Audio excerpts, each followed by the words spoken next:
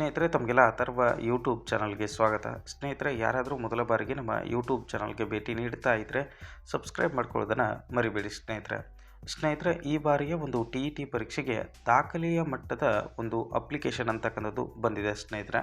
So 3,35,000 ಅಭ್ಯರ್ಥಿಗಳು ಈ ಬಾರಿಯ ಒಂದು ಟಿ ಇ ಟಿ ಪರೀಕ್ಷೆಗೆ ನೋಂದಣಿಯನ್ನು ಮಾಡಿಕೊಂಡಿರ್ತಕ್ಕಂಥದ್ದು.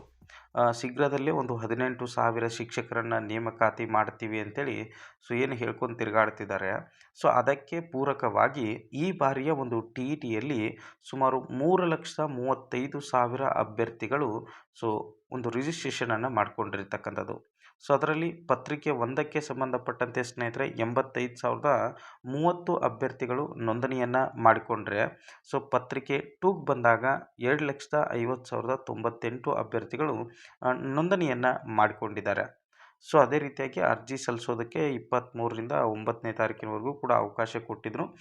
ಪರೀಕ್ಷೆಯನ್ನು ಕೂಡ ಡಿಸೆಂಬರ್ 7ನೇ ತಾರೀಕಿಗೆ ನಡೆಸ್ತೀವಿ ಅಂತೇಳಿ ಮೊದಲೇ ಹೇಳಿದರು.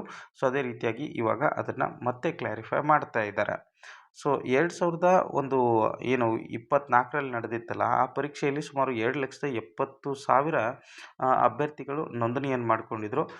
ಇವಾಗ 3,35,000 ಅಂದರೆ ಇಲ್ಲಿವರೆಗೂ ಕೂಡ ಇಷ್ಟು ಅಭ್ಯರ್ಥಿಗಳು ಬರೆದಿರ್ತಕ್ಕಂತಹ ಉದಾಹರಣೆಗಳು ಇಲ್ಲ ಸ್ನೇಹಿತರೆ.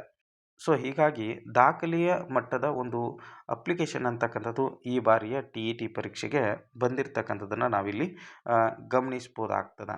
ಓಕೆನಾ.